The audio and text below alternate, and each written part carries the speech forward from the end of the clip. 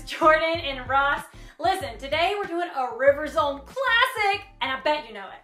It's about how God is our lighthouse. He always goes before us and lights our way wherever we go. Okay, so if you're not standing up, go ahead and stand up and worship with us. In my wrestling and in my doubts, in my failures, you won't walk out. Your great love will lead me through. You are the peace in my troubled sea. Whoa, you are the peace in my troubled sea. A one, a two, a here we go. My lighthouse, shining in the darkness. I will follow you. Oh, my lighthouse, I will trust the promise. You will carry me safe to shore, safe to shore,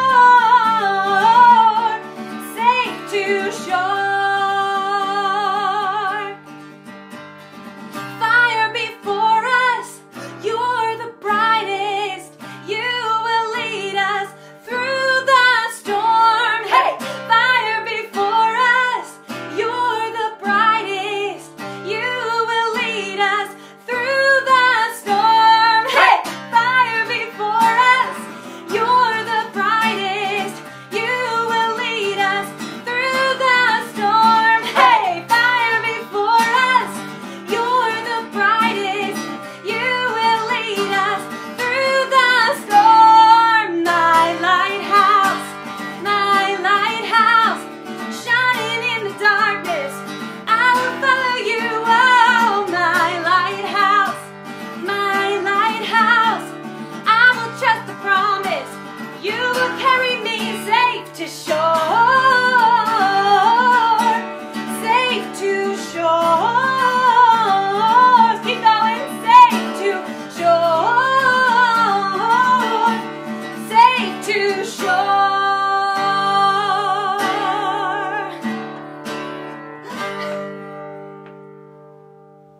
Hello, RiverZone. Miss Jenny here, and I'm here with some really happy news for me. So I don't know if you can see my hat. I don't know if you can read what it says. Let me see if this helps you. It says, Grandma hair don't care. That's right, boys and girls. Miss Jenny is going to be a grandma. My daughter Lisa is going to have a baby girl in just 6 weeks. She's due. And I'm so excited. I've always wanted to be a grandma. And do you know what I'm going to do when I see that baby girl? Because I'm going to go when the baby's born. They live in Baltimore. But I'm going to say, "Aww." Now, why will I say, "Aww," when I see that baby girl? Because I'm gonna think she's the cutest thing there ever was, and it's just really awesome. It's just awesome to see a brand new baby. Now I wanna ask you something else. What holiday comes in July? The 4th of July, Independence Day. It's the birthday of our country. And what do you do on the 4th of July? Or what do many people do? They get to see fireworks. This year was a little different, but there were some fireworks. And what is it that people say when they're sitting in their lawn chairs or lying on blankets or sitting on the beach and they're looking up into the dark sky and they see all these beautiful explosions? Don't they say, ooh, ah? Why do they say ah? I think it's because fireworks are the most awesome way to celebrate. I mean, some people get to have fireworks at their weddings, at their graduations. It's really special for special times. And we just say, oh, look at that. Have you ever had a time, remember the RiverZone we did about hiking up the mountain? Well, I'm up in the mountains right now. And sometimes after you've been hiking, or maybe some of you guys run races, or some of you play soccer, or just go out to play on a hot day and you're so thirsty when you come in and you go and you get some really, really cold water and you take that first drink, and a lot of times people go, ah, why do you do that? Why do you go, ah? Because it tastes so awesome and it feels so, refreshing on your throat. We use that word, awe. It actually is a word. A lot of times, we use it many times, and we talk about being in awe of something that's just really wonderful and beautiful and majestic. I'm gonna push the button on my camera and make it flip so you can see what I'm looking at just past my camera. Are you ready?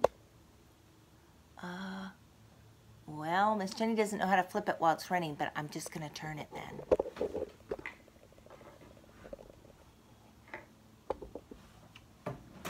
Boys and girls, can you see it? Can you see the mountains? Oh, it's so bright, I'm not sure you can see it. I'll try to, there. Can you see those gorgeous mountains? I just stand and look at those mountains in awe, and I'm in awe at God, the Creator, how He makes so many things just so beautiful. And pretty soon the sun is going to go down and the sky is going to light up, and this is actually also where the sun rises. So I won't see the sun actually set here, but it's awesome. And it just makes me filled with awe. I'm just amazed at what God can do. And you know, He did it by speaking just the words. Let there be light, and there was light. And He said, what else? Let there be light, and there was light. He said, let the ground be separate from the seas. He made the seas of the water, and He made the sky. Oh, second day was night and day. Like, He just did it all in speaking words. That's how powerful and awesome our God is. Like, awesome is a great word to describe God, but even that doesn't really cover how majestic and amazing our Creator God is. Our God of love, our God of healing, our God of power and might and sensitivity and warmth.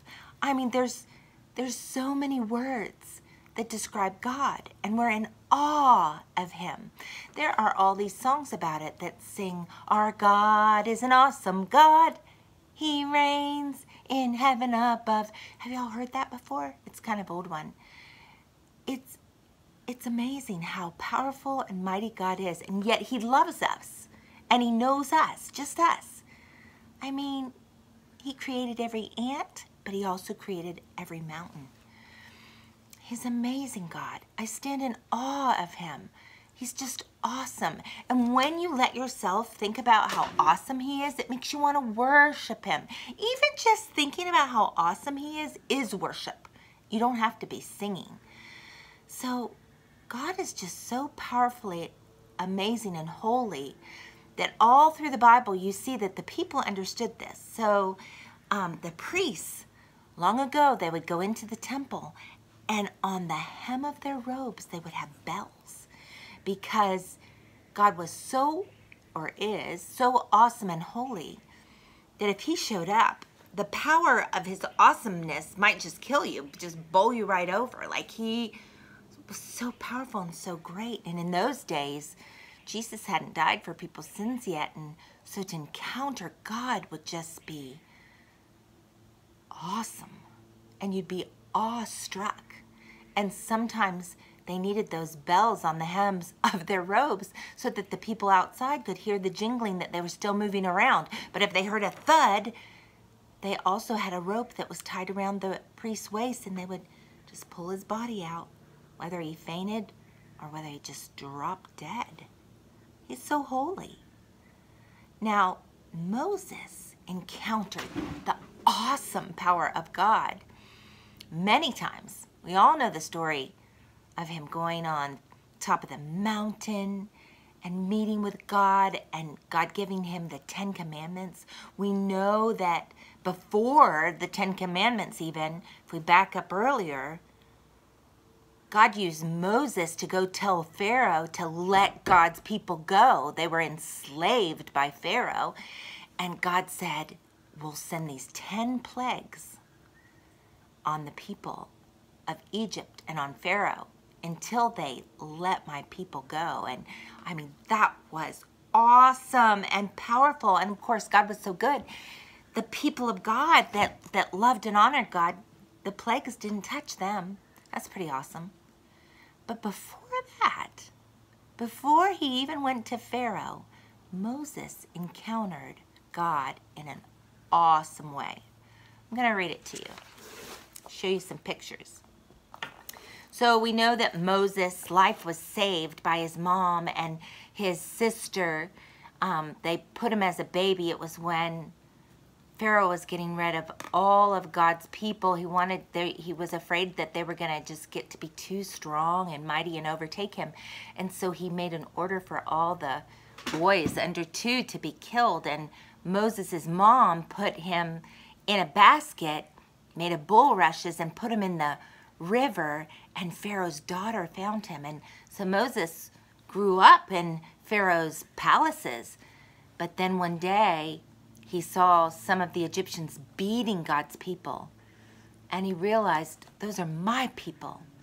And he was so angry that he killed that Egyptian that was beating the Israelites. So that was not good. Moses had to run away, and he just became a shepherd. And that's where our story begins. Do you see the title? There's a hint if you can read.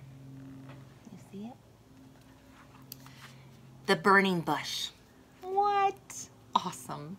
When Moses grew up, he left the palace. He did not like to see how the king made his people work so hard. And he went to another land, and there he took care of sheep.